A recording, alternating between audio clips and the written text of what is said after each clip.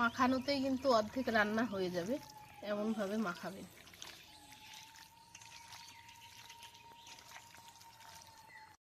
বন্ধুরা, আমাদের হাঁড়িটি গরম হয়ে গেছে, তেল দিয়ে দিয়েছি।